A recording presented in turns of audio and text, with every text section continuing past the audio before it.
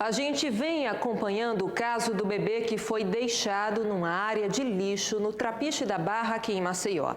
Ele continua internado na maternidade Santa Mônica em estado grave. A mãe da criança se apresentou à polícia no fim de semana e disse que escondeu toda a gestação da família. Ela foi indiciada e hoje nós ouvimos a juíza Fátima Pirauá para saber os próximos passos da justiça a respeito desse caso. Quem conversou com ela foi o repórter Evandro Amorim. Oi, Evandro, boa noite. Boa noite, Italine. Boa noite a todos. Isso mesmo, Italine. A criança continua internada, o estado dela é considerado grave, mas ela já se alimenta de leite materno doado, por doadoras. A gente vai conversar agora com a juíza da Vara da Infância e Juventude para saber como é que fica essa situação, já que a avó materna externou, ela disse para a advogada que quer ficar com o neto, Excelência. Como é que fica a situação? Boa noite. Boa noite. Vai ser avaliado, Se essa criança realmente sobreviver, será avaliado se essa avó pode ficar com esse neto, se ela tem estrutura, tanto psicológica como social, de cuidar e de cuidar bem dessa criança, porque o melhor interesse dessa criança é que deve prevalecer. A proteção integral é uma questão que a gente precisa ver. Essa criança já sofreu demais, Ela não merece, sofrer novamente. Então, com certeza, a gente vai, sim, fazer esse estudo de caso com atenção muito especial, com assistência de psicólogo e assistente social, para que a gente possa, no final, com a presença e a fiscalização do Ministério Público, para que, ao final, a gente possa dizer se essa criança ficará com essa avó ou irá para a adoção. Ela irá para a adoção no caso da destituição do poder familiar, porque essa mãe, com certeza, com o crime que ela cometeu, ela será destituída do poder familiar, Isso é uma ação que o Ministério Público propõe e que o Judiciário decreta a extinção do poder familiar, a destituição do poder familiar dessa mãe ou de qualquer outra que comete crimes, contra o seu filho. E esse é um dos mais graves, Ela tentou, inclusive, matar essa criança, Ela será indiciada, aliás, está sendo indiciada por infanticídio e abandono de incapaz. Sim, aí não tem dúvida, que dentre outras ações que ensejam uma destituição do poder familiar, como o abandono, como maus tratos, já enseja destituição, imagina um crime dessa gravidade. Então, com certeza, essa mãe será destituída do poder familiar. Mas e aí a gente aproveita para dizer que ela não precisava fazer isso. Inclusive com relação ao sigilo que ela expressou na delegacia, que ninguém sabia, que ela escondeu dos amigos e da família, não precisava.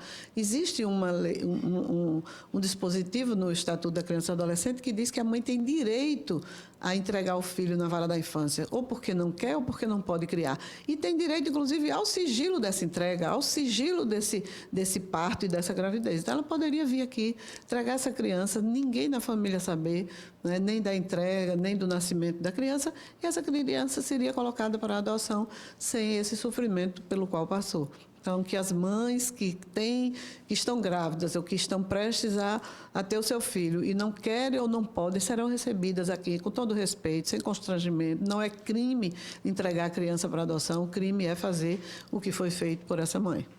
Não pode abandonar no lixo, não pode colocar numa situação de vulnerabilidade. Claro, nenhuma situação de risco. A criança não pode ser colocada em situação de risco.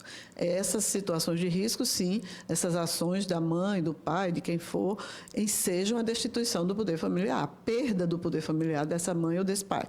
Agora, entregar, não. Entregar, o poder familiar será extinto, claro, a criança será colocada em adoção, mas será sem trauma, sem sofrimento, sem risco de morte, como aconteceu com esse bebê. Então, que as mães se conscientizem disso, que aqui na Vara da Infância, na Rua Hélio Pradines, na Ponta Verde, elas podem vir, serão recebidas por uma equipe técnica que vai, inclusive, encaminhá-las a uma assistência de saúde, se for preciso, porque será considerado o estado puerperal, todas as condições e situações da mãe, para que ela possa garantir um futuro tranquilo e sem risco para o seu filho.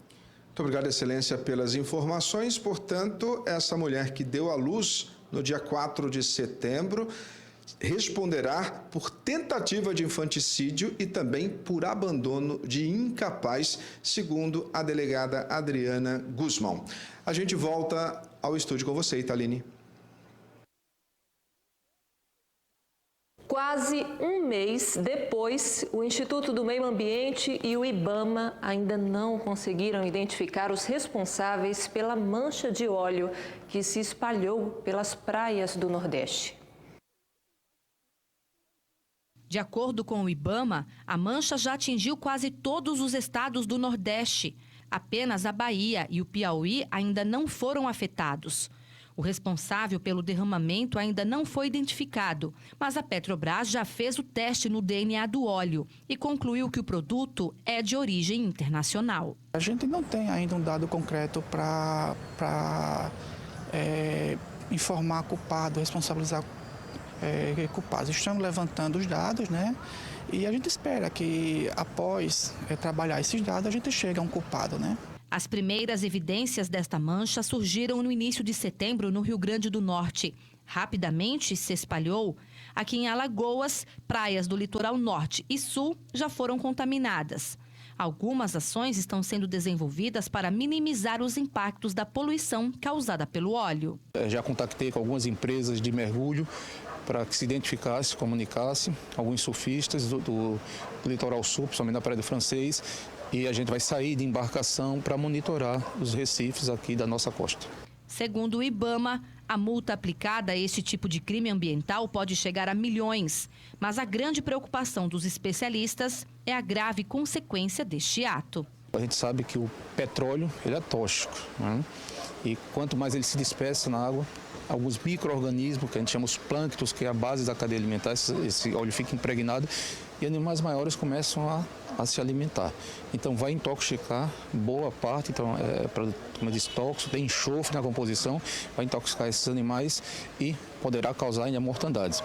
E outra coisa também afeta muito a recreação. Um estado como Alagoas, que vive das suas praias também, as pessoas não querem entrar, mesmo que o óleo já esteja intemperizado na praia, que a gente chama de piche, isso causa um dano também, tanto na parte da ecologia, do ambiente marinho, como também na parte socioeconômica do estado.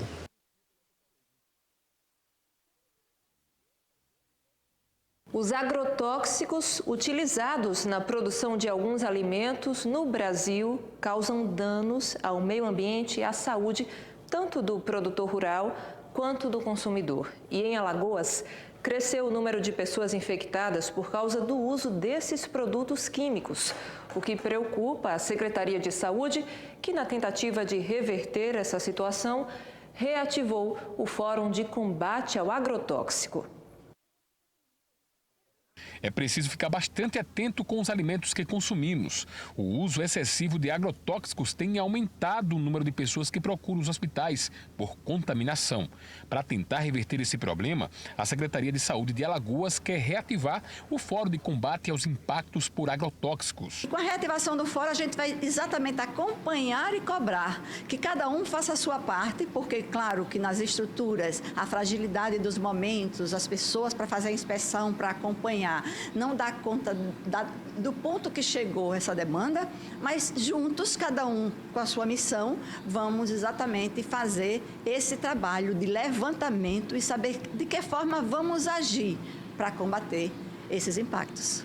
O produto químico está nas hortaliças, verduras e frutas. Dona Selma faz de tudo para eliminar o agrotóxico. Colocar uma bacia com a porção d'água, bota umas gotas de hipoclorídrico, que você põe aqui no posto, né? Como agora for apanhar, não tem, né? E bota umas gotinhas também de vinagre junto. Deixa mais ou menos meia hora na água lá, né? Bota uma tampinha ou um pano de prato para poder depois retirar aquela água, bota em outra, deixa enxugar para guardar sequinho o produto na geladeira. Assim você vai consumir um produto menos poluído de agrotóxico. Menos poluído, né? Mas tem pessoas que pouco se preocupam com o alimento ingerido. Faça a lavagem normal com a água. A água coloca algum produto? Não, produto não, só a água mesmo. Esta nutricionista confirma que o alimento com agrotóxico é causador de inúmeras doenças, inclusive o câncer. é extremamente perigoso pela sua neurotoxicidade, que atinge os principais tecidos gordurosos do corpo, que o principal deles é o cérebro, né? Mas doenças congênitas, doenças degenerativas, doenças crônicas, como o câncer, por exemplo, tem aumentado muito o índice pelo grau de acidez do corpo das pessoas, né? Então, tudo são doenças que são somatizadas pelo alto uso de agrotóxicos.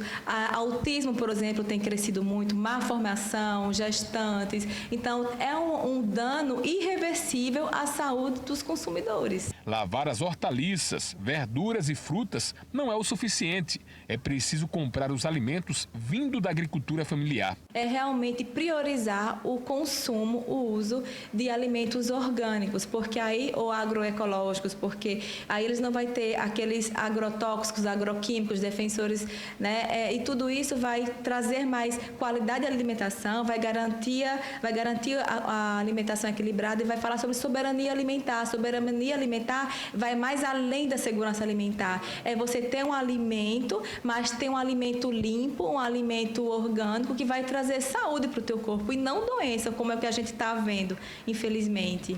Onde a gente vai no supermercado e procura o quê? Nós procuramos aquilo que é mais perfeitinho, mais bonitinho. E você imagina que algo que tem agrotóxico vai ter alguma, vamos dizer assim, a natureza, não é? Através da natureza ali vai ter algo que deforme, porque não tem agrotóxico, né?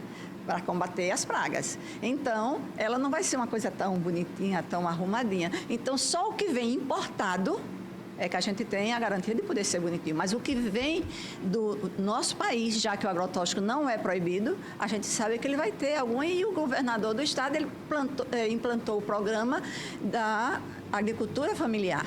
E nessa agricultura familiar, ela é supervisionada, ela é acompanhada e os produtos são sem agrotóxico. Então, isso a gente pode garantir que é saudável. Uma situação bastante comum nas ruas de Maceió é estacionar o carro e ele ficar aos cuidados de um flanelinha. Mas muita gente questiona se essa atividade tão comum nas grandes cidades é ou não ilegal.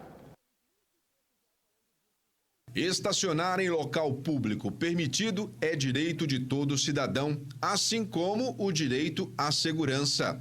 Mas antes de estacionar, sempre aparece o guardador de carro, o famoso flanelinha.